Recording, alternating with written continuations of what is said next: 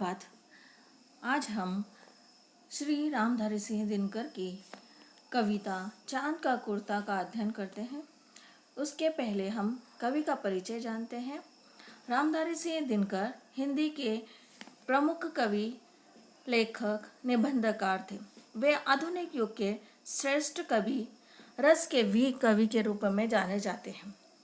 दिनकर जी का जन्म सन 23 सितंबर 1908 को बिहार के बेगूसराय जिले के सिमरिया जिले के मुंगेर, बिहार में एक सामान्य किसान परिवार रवि सिंह और उनकी पत्नी मनरूपा देवी के पुत्र के रूप में हुआ था। उनकी प्रारंभिक शिक्षा गांव के विद्यालय में हुई। फिर उन्होंने पटना विश्वविद्यालय से बीए ऑनर्स की पढ़ाई पूरी की। उन्होंने पढ़ाई पूरी करने के बाद विद्यालय में प्रधानाध्यापक का काम किया और फिर रजिस्ट्रार, प्राचार्य, विभाग अध्यक्ष और ऐसे ही अनेक उत्तरदायित्वपूर्ण पदों पर रहकर अपना काम किया। भारत के प्रथम राष्ट्रपति डॉक्टर राजेंद्र प्रसाद ने उन्हें पद्म भूषण से सम्मानित किया। उनकी काव्य रचना उर्वशी के लिए उन्हें ज्ञानपीठ पुरस्कार से सम्मानित किया।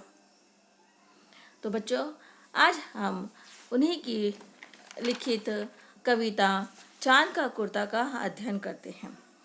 बच्चों, इस कविता में जैसे कि बताया जाता है, बच्चों की आदत होती है कि वो क्या अक्सर जिद कर बैठते हैं और चाहते हैं कि उनकी मांगे तुरंत मान ली जाए और यथासंभव उसे पूरा करने की कोशिश भी वो करने में लगते हैं।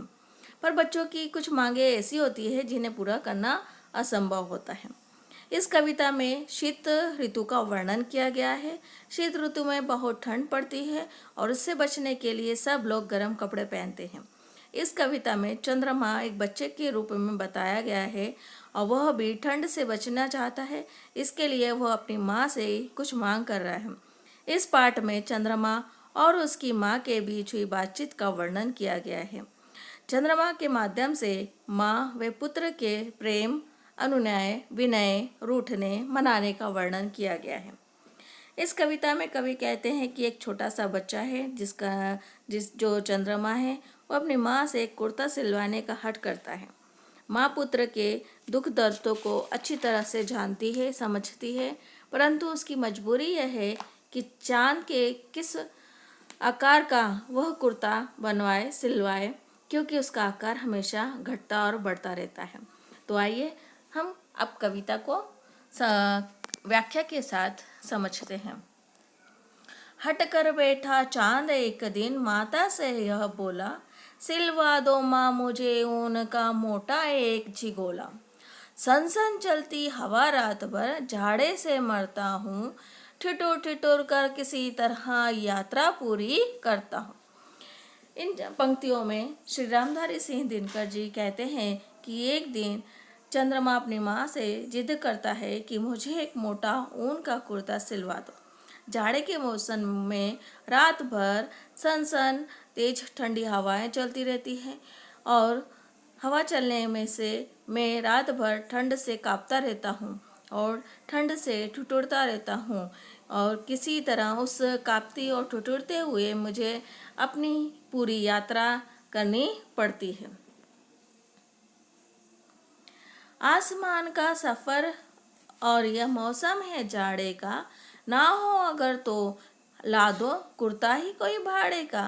बच्चे की सुन बात माँ, कहा माता ने, अरे सलोने, कुशल करे भगवान, लगे ना तुझको जादू टोने। इस पंक्ति में कवि कहते हैं, चंद्रमा रूपी बालक माँ से कहता है कि मैं आसमान में घूमता हूँ और यह ठंड का मौसम है, अर्थात मुझे रात भर बहुत ठंड लगती है। यदि तुम उनका कुर्ता नहीं सिलवा सकती हो तो मुझे पहनने के लिए एक किराए का कुर्ता ही ला दो ताकि मुझे ठंड ना लगे। चंद्रमा की बात सुन माँ कहती है, मेरे प्यारे बेटे, भगवान तुम्हारी रक्षा करे, तुम्हें किसी प्रकार की कोई परेशानी ना हो, तुम हमेशा सुखी रहो। हाँ, सच में जाड़े का मौसम बहुत परेशान करता है। जाड़े की तो बात ठीक है, पर मैं तो डरती हूँ, एक माप में कभी नहीं मैं तुझको देखा करती हूँ। कभी एक उंगल भर चौड़ा, कभी 1 फुट मोटा, बड़ा किसी दिन हो जाता है और किसी दिन छोटा।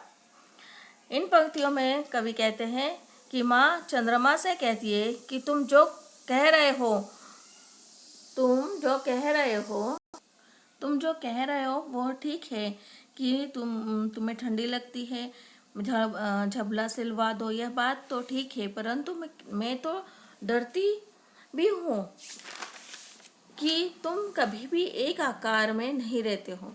मैंने तुमको कभी एक निश्चित आकार में कभी देखा ही नहीं है। मैं किस माप से तुम्हारा झबला सिलवा दूँ, कुर्ता सिलवा दूँ? मुझे इसी बात का डर लगा रहता है कि तुम कभी 1 उंगल चौड़े हो जाते हो तो कभी 1 फुट मोटे दिखते हो, किसी दिन तुम बहुत बड़े दिखते हो तो किसी दिन बिल्कुल छोटे, अर्थात तुम्हारी आकृति हर दिन बदलती रहती है। घटता बढ़ता रोज किसी एक दिन ऐसा करता है, नहीं किसी की आंखों को तू दिखलाई पड़ता है।